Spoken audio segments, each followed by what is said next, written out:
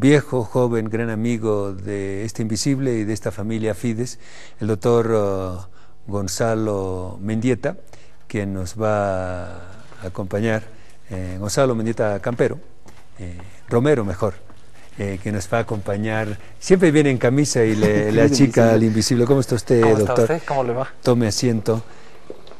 Gonzalote, gracias por llegar de nuevo. ¿Qué hay que hacer con la ley Corte Altimnis, que es el tema constitucional, un tema político, su análisis, su experiencia? Y gracias, reitero mis agradecimientos por llegar. Buenas tardes. Invisible.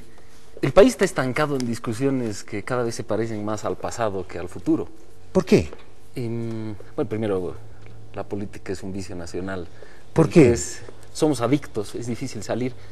Algunos lo atribuyen al rentismo, porque el Estado y la política son funciones de la redistribución de recursos y por lo tanto ahí hay mucho interés que se juega. La naturaleza corporativa de nuestras organizaciones también y de la distribución de rentas hace que sea muy importante el debate político, quizás más importante que en otras latitudes. Yo lo que veo es al país estancado en cosas que parecen temas oníricos, de sueños. Discutir sobre una carretera casi un año no es algo que se dé muy frecuentemente en el mundo, pero yo creo que refleja algo que el país ha ido perdiendo y es la imagen de futuro, un proyecto común. El propio gobierno, que en algún momento representó aspiraciones mayoritarias, ha comenzado a separarse de esas aspiraciones, quizás confiando más en la naturaleza más cruda de la política, que son los factores de poder, pero si la política no logra un equilibrio entre los factores de poder reales y las aspiraciones, la misión de la sociedad, es difícil construir un proyecto. Yo creo que lo que estamos viendo más allá de las incidencias, la ley corta, de las marchas y contramarchas, es el desgaste de la gran coalición que el MAS formó en los años pasados. ¿Qué es lo que ha pasado? No es mucho tiempo que un presidente esté ya 7 años. Para estándares nacionales yo diría que es bastante tiempo.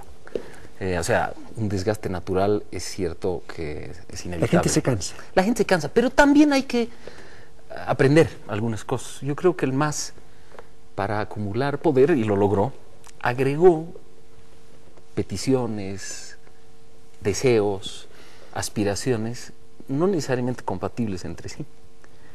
Eso era más fácil de ocultar cuando el camino era común, cuando no había que poner lineamientos que dificulten las relaciones entre unos grupos y otros. Hoy eso ya no es tan sencillo, porque hay grupos contrarios que tienen intereses contrarios. Y yo creo que algo que el MAS perdió de vista inicialmente, quizás más por conveniencia que por falta de conciencia, es que el interés común se dice fácil, pero es difícil de construir cuando hay tanto interés particular encontrado, que bajo el pretexto de sí, estamos construyendo la justicia, el bien común, se esconden pues intereses que no necesariamente reflejan esas aspiraciones generales. ¿No será que el presidente, nosotros hemos venido comentando, estimamos tanto al hermano Evo, que tanto discurso llega a fatigar? Y los ratings de los sistemas de comunicación del Estado, que no son baratos, aunque los sueldos dentro no sean muy altos, pero no son baratos, pues también fatigan a la gente, ¿no? Tanto discurso. También una confianza que no sería injusto culpársela al MAS, una confianza excesiva que los gobiernos y la política tienen en la eficacia del Estado.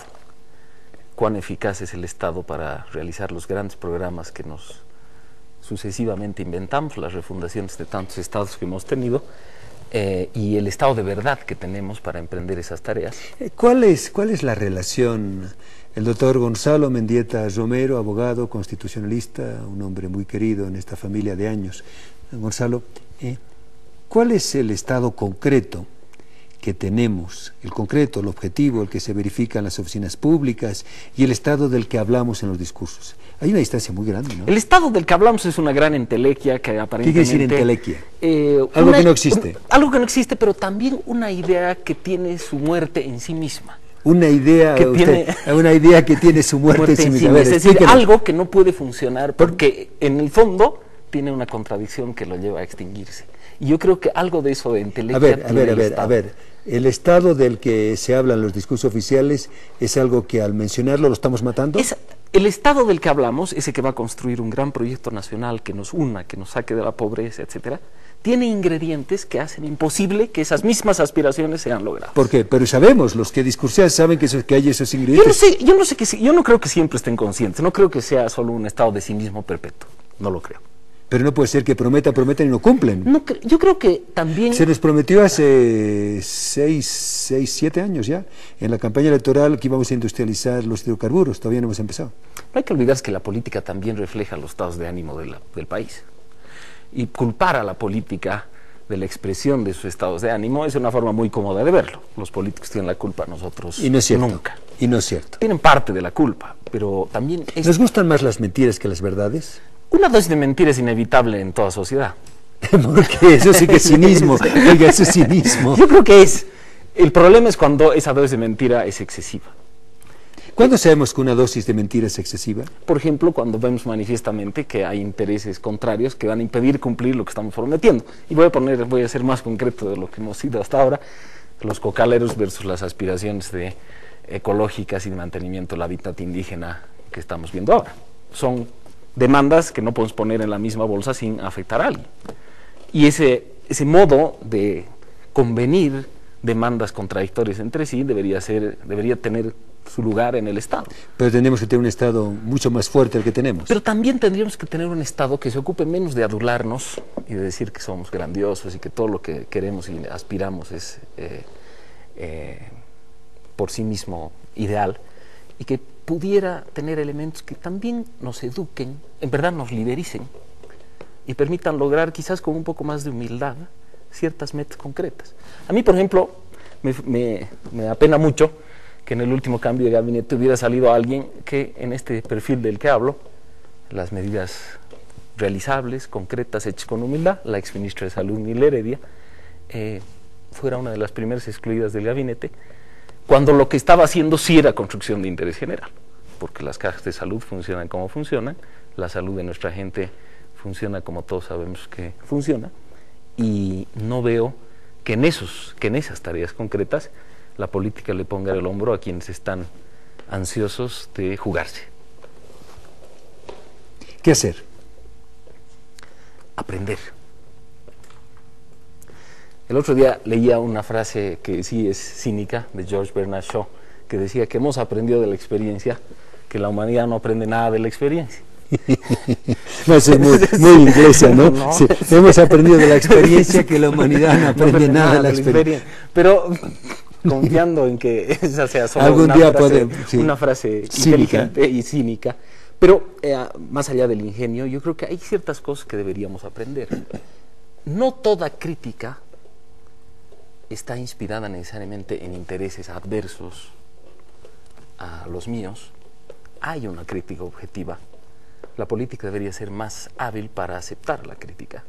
Yo creo que muchas de las críticas que se hicieron, por ejemplo, a la Constitución, que se hicieron al modo en que el MAS encarnó la Constitución. Una Constitución que es incumplible, es inaplicable. Y que en algunos casos tiene posiciones contradictorias, y aquí estamos en uno: defender la coca, defender la ecología, defender los derechos indígenas. Póngame ese plato. ¿Qué es Estado plurinacional o República? Porque para la Constitución es República y Estado plurinacional. Pero en este tema, que yo creo que es incluso más de fondo, que es, a ver, ¿dónde ponemos en el mismo lugar a la coca sagrada? Y por lo tanto uno podría concluir la necesidad de ampliar los cultivos de la coca, si es sagrada, con mantener los derechos de las naciones, los derechos de los indígenas y preservar la ecología. ¿Cómo ponemos esas peticiones en un mismo grado? Para eludir la discusión, algo que es muy propio de la cultura andina, decidimos poner todo junto, eludiendo o postergando la discusión que algún día iba a llegar. Y por eso creo que deberíamos ser menos refractarios a la crítica. Hay crítica interesada y creo que es parte de la política, no hay que verla como un tabú, pero habría que ser más cautos cuando uno escucha críticas, porque las críticas promueven el equilibrio y el país tiende a desequilibrarse muy fácilmente, tanto por las frustraciones que secularmente tiene, como por las aspiraciones desmedidas. Somos, el invisible me lo repetía siempre, un país muy emotivo. Doctor Mendieta, ¿qué hay que hacer en esa especie de discusión? Porque los intereses de los cocaleros y del CONISUR con los de las IDOBS son irreconciliables. ¿Quién va a ganar uno o le va a ganar a otro? Al final van a perder los dos. Pareciera que la discusión se está concentrando en quién va a prevalecer desde el Estado. Creo que esa es la discusión hoy. La discusión es a favor de quién se va a poner el presidente.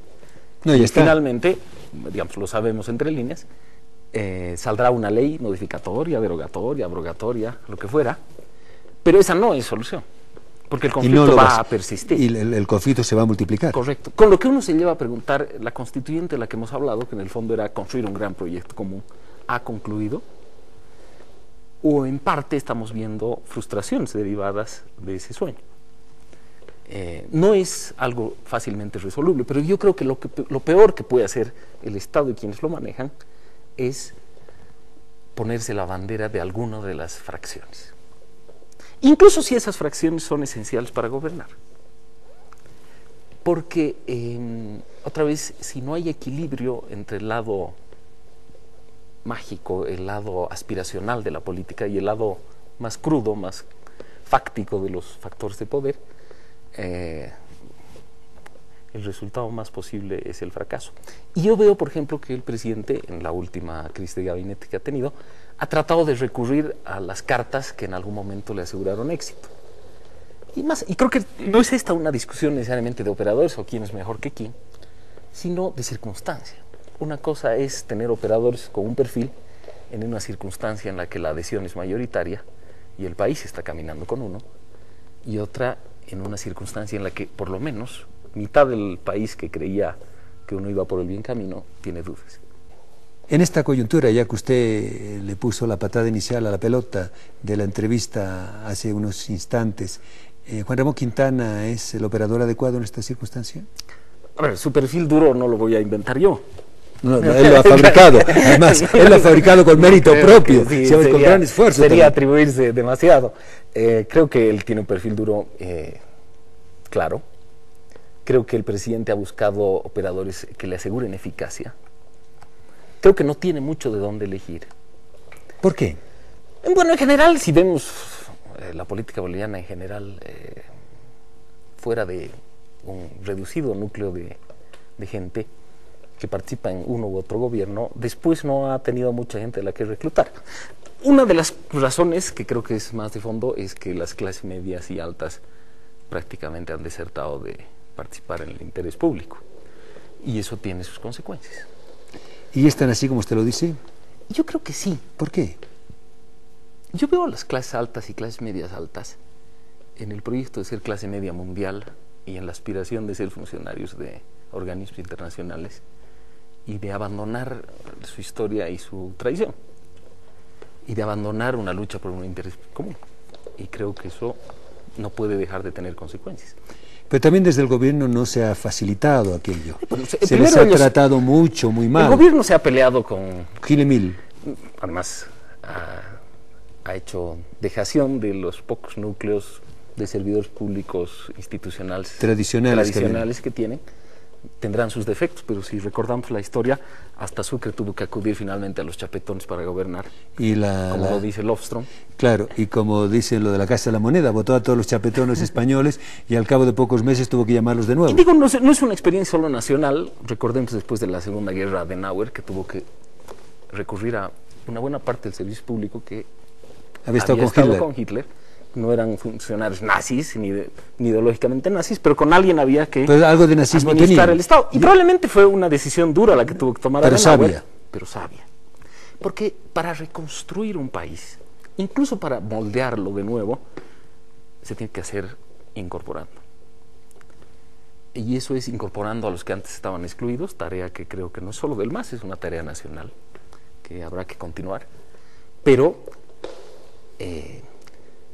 lo peor que uno puede hacer es, con conflictos, con violencia, con exclusiones, con prepotencia, nada duradero se ha construido en la historia. Gonzalo Mendieta Romero, siempre es un privilegio escucharlo y le vamos a pedir más temprano que tarde que regrese.